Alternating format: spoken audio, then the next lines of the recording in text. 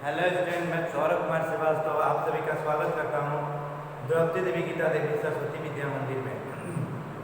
आज हम लोग क्लास 10 के बायोलॉजी चैप्टर जो फर्स्ट चैप्टर पढ़ रहे थे उसके जैव प्रक्रम लेसन को कंटिन्यू करते हुए उसके दूसरे वीडियो की ओर बढ़ते हैं। पहला वीडियो हम लोग पढ़ चुके हैं और हम लोगों ने कुछ पॉइंट जाना था। आज के वीडियो में हम लोग पढ़ेंगे प्रकाश संश्लेषण। प्रकाश संश्लेषण क्या होता है? तो अगर हम अपनी भाषा में बात करें तो वह प्रक्रिया जिसके माध्यम से पौधे अपना भोजन ग्रहण करते हैं या अपने भोजन का निर्माण करते हैं उसे हम प्रकाश संश्लेषण की प्रक्रिया कहते हैं। लेकिन अगर हम बढ़िया से बोलें तो क्या लिखेंगे? वह जैव रासायनिक प्रक्रिया। सिर्फ आप वीडियो को सुने और आपके नोट्स जो दिए जाएंगे आप उससे नोट्स को लिखें। अभी सिर्फ वीडियो को सुने। वह जैव रासायनिक प्रक्रिया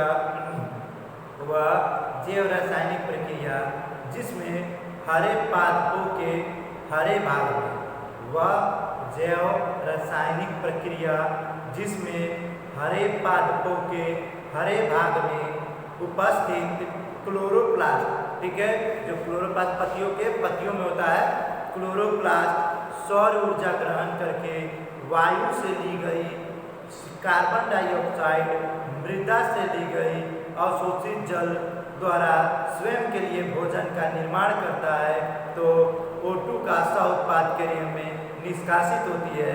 इसी प्रक्रिया को प्रकाश संश्लेषण प्रक्रिया कहते हैं। हमने अपनी भाषा में क्या जाना कि प्रकाश संश्लेषण वह प्रक्रिया है जिसके माध्यम से पौधे अपना भोजन तैयार करते हैं। लेकिन अगर हम उसका डिफिनेशन लिखना हो तो हम क्या लिखेंगे कि वह जैव रासायनिक प्रक्रिया जिसमें हरे पादप, ठीक है, हरे पादप अपने हरे भाग से में उपस्थित क्लोरोप्लास्ट की मदद से सूर्य की प्रकाश में, ठीक है, सूर्य की प्रकाश में और वायु के द्वारा कार्बन डाइऑक्साइड लेकर, ठीक है, कार्बन डाइऑक्साइड लेकर मिट्टी से जल तथा खनिज वह लेकर और अपने भोजन का निर्माण करते हैं जिसमें ऑक्सीजन एक सह उत्पाद के रूप में बाहर निकलता है। तो इस प्रक्रिया को हम प्रकाश संश्लेषण प्रक्रिया कहते हैं। एक बार और वह जैव रासायनिक प्रक्रिया जिसमें हरे पेड़ पौधे अपने हरे भाग क्लोरोप्लास्ट की उपस्थिति में सूर्य के प्रकाश को ग्रहण करके पौधों के से सूर्य का प्रकाश ग्रहण करके वायु से कार्बन डाइऑक्साइड, मृदा से जल तथा खनिज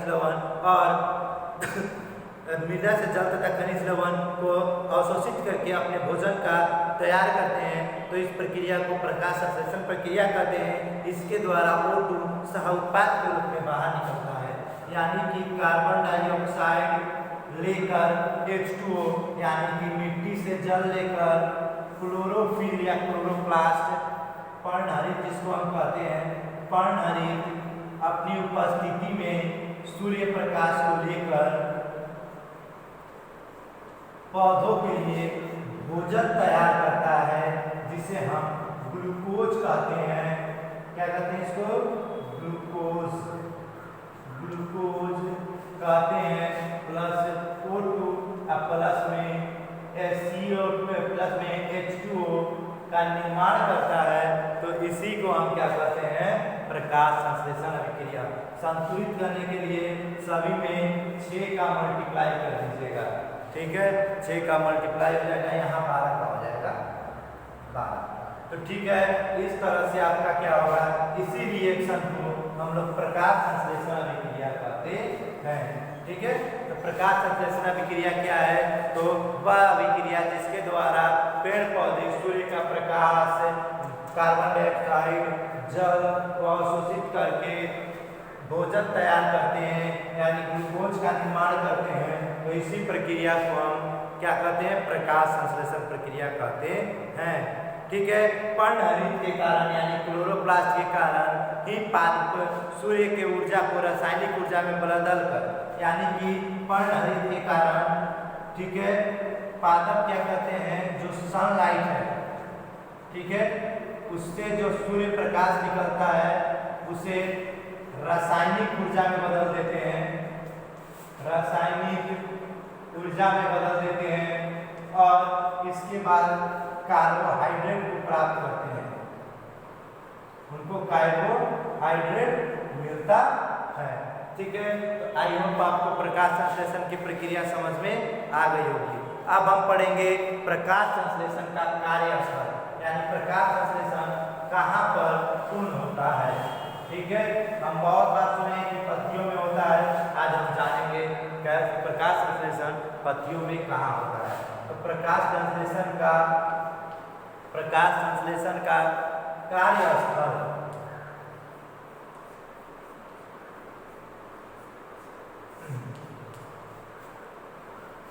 तो प्रकाश संश्लेषण का कार्य क्रिया पत्तियों में हरित लवक में होता है।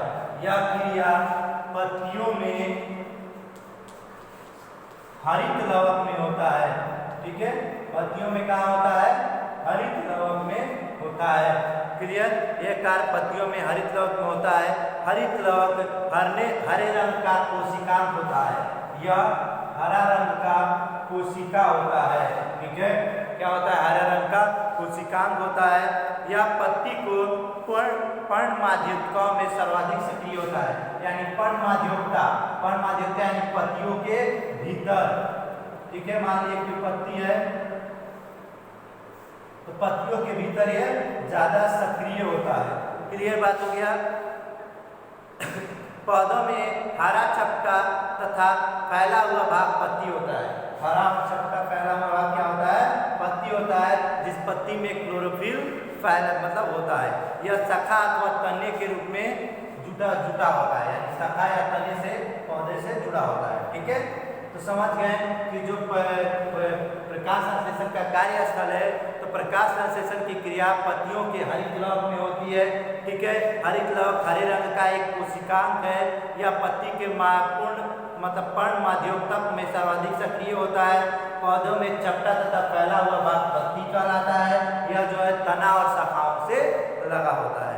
ठीक है, बात समझ गए? अब आगे हम लोग थोड़ा सा बढ़ते हुए पढ़ते हैं। हम बात करते हैं पत्तियों की संरचना। पत्तियों की संरचना कैसी है?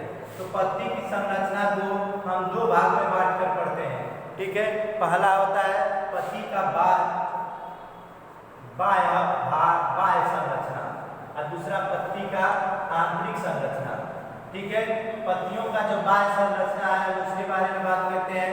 तो पत्ती की बाह्य संरचना क्या है? तो पत्ती की बाह्य संरचना के अंतर्गत 4 भाग आते हैं। इसके अंतर्गत 4 भाग आते हैं। पहला पर्णाधार। ठीक है, दूसरा होता है पर्णफलक। ठीक है, तीसरा होता है आपका शिराएं। क्लियर? और चौथा होता है पर्णवृंत। हम इस पे एक एक करके विशेष से चर्चा करेंगे। ठीक है, उससे पहले जान लेते हैं पत्तियों की जो दूसरी संरचना होती है। तो पत्ती की दूसरी संरचना आंतरिक संरचना होती है।